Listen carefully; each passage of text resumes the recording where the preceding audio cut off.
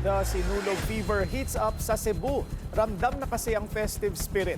Paglapag pa lang ng mga turista at balikbayan sa Mactan, Cebu International Airport. Yan ang agenda report ni Mary Ann Uy.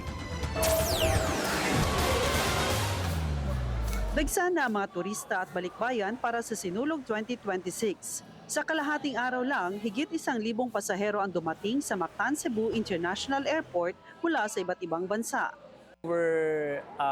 Last year, because we have more flights from more destinations.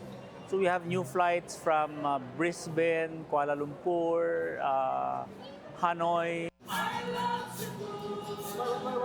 Lahat ng pasahero sinalubong ng mga opisyal ng Balik Cebu Commission. 28 taon nang mag-asawa si Zenny at Keith. Ngayon pa muling nakabalik ng Cebu. Natutuwa pero naluluha nang makita muli ang lugar kung saan sila ikinasal. I used to work in Magellan Hotel.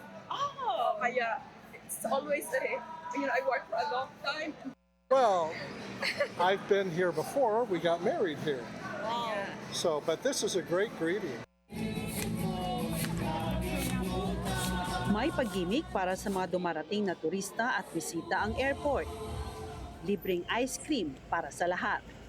Maliban sa Sinulog Festival, pinaghandaan na rin ng Mactan Cebu International Airport ang pagdating ng mga delegates para sa ASEAN Tourism Forum na gaganapin sa susunod na linggo dito sa Cebu. Para sa agenda, Mary Ann Uy, Billionaire News Channel, Cebu. Manatiling nakatutok sa Billionaire News Channel. Sumubaybay sa aming social media accounts at mag-subscribe sa aming YouTube channel para sa mga eksklusibong balita at storya.